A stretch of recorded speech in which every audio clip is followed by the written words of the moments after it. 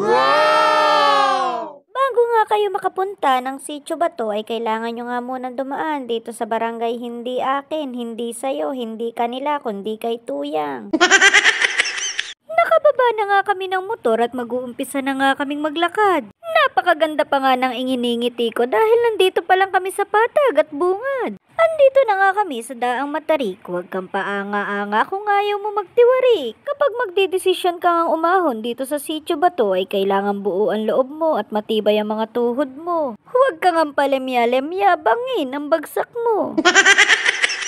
Noong huling punta ko nga dito ay hindi pa nga ganito ang daan. Kaya naman binti ko'y nabaguhan dahil sa project na ito. Kaya naman shoutout muli at maraming salamat, Kapitan. Binungkal at inayos nga nila itong daan dahil ito nga ay sisementuhan. Pasasaan ba at madadaanan din natin ito ng maalwan? Tinanghali na nga kami ng ahon kaya medyo may kainitan. Pero walang init-init, baka vlogger yan.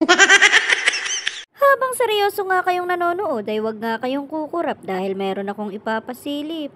Ang tatawa nga ay -10 sa langit.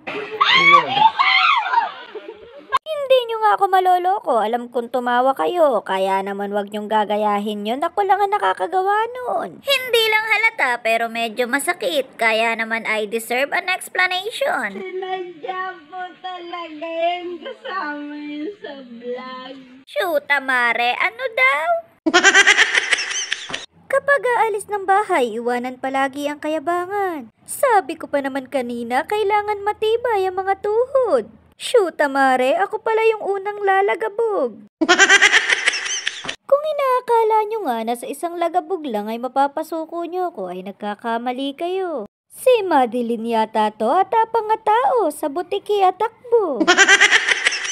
Sana naman nga ay maraming mga kabataan na makapanood itong aking video at magsilbing lesson. Na maraming ang ibang bagay para sila ay maging grateful at hindi lamang nga puro baon. Maswerte na nga kayo kung hindi nyo nararanasan ng ganitong paglusong at ahon para lamang makapunta ng school. Kung isa ka nga sa mga nakapunta na dito sa Sitio Bato ay alam kong alam mo na din kung gaano kahirap. Kaya naman sa mga taga dito, sadyang ako'y proud na proud. Sa mga ganitong pagkakataon nga ay bigla ko na lamang naaalala sila ama at inay. Napakasaya nga sana lalong mag-ahon dito kung kasama ko sila, kung sila'y nabubuhay. Maraming salamat nga po pala doon sa mga nanood at nag-share ng video kong nauna. Karamihan nga doon ay nakita ko na puro Pasno at Peña. Hindi man po tayo personal na magkakakilala ay nakakasigurado po ako na magkakamag-anak kita. Hindi nga malabo yun dahil ang mga magulang ko ay dito din dati nakatira. Marahil heto na nga ang pagkakataon ko para ako'y magpakilala. Baka nga sakaling mapanood nyo din itong video ko ay ako nga po pala ay anak ni Bayani at Pilina. Marami-rami na nga kasing taga dito ang nagtatanong sa akin kung sino daw ba ako. Nagugulat nga sila kapag sinasabi ko na si Amang Bayani at Inay Pilina ang mga magulang ko. Kung ako na daw ba yung bata noon na amusing-amusin at uhuging-uhugin wala pang salawal. Hindi nga po kayo nagkakamali, ako nga.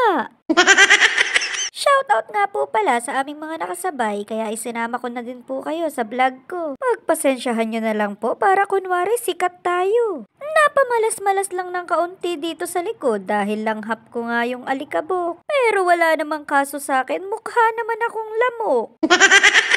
At sa wakas nga ay malapit na tayong makaraos dito sa napakahabang galbuking lusungin. Andito na kasi tayo sa sementadong daan na proyekto ni Kapitan. Mahaba-haba na nga rin itong kanilang nasimulan kaya naman napakasarap lakaran. Banayad na nga tayong maglakad dahil maaliwalas na sa talampakan. Sadyang napakasarap nga sa pakiramdam na magkaroon ng kapitan na manunungkulan lalo't may malasakit sa nasasakupan. Sulit na nga sa boto, hindi pa kayo nagkamali ng pinagkatiwalaan. Kung hindi nyo nga po na itatanong ay dati ko lamang kabungis-ngisan at katrabaho sa isang restaurant itong si Kapitan DJ.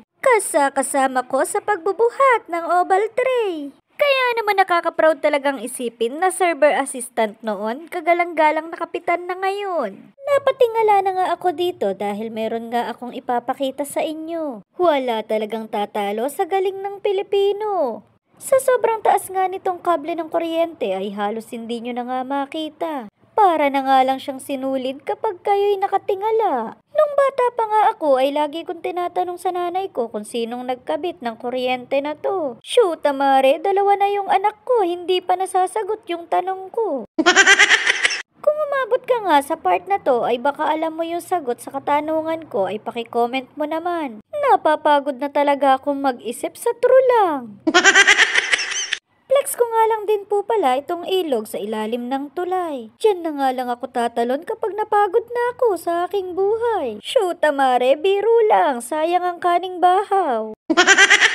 Heto na nga po pala ang sinasabi ko sa inyo na kable ng kuryente na ginawa ng buong sipag at diskarte. Sa sobrang taas nga ay mapapatanong ka talaga kung paano ba ikinabit are.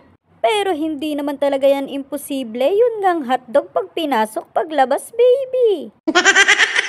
Maraming salamat nga po muli sa inyo kung kayo'y nakaabot sa dulo ng video na to. Kung kayo muli ay natuwa ay baka naman makaka-request ng isang like. Pa-comment, share, and follow na din kung kayo'y nasiyahan. Abangan nyo nga po muli ang karugtong na part para sa buong kaganapan. Yun lamang po muli at maraming salamat sa panonood mga kaibigan.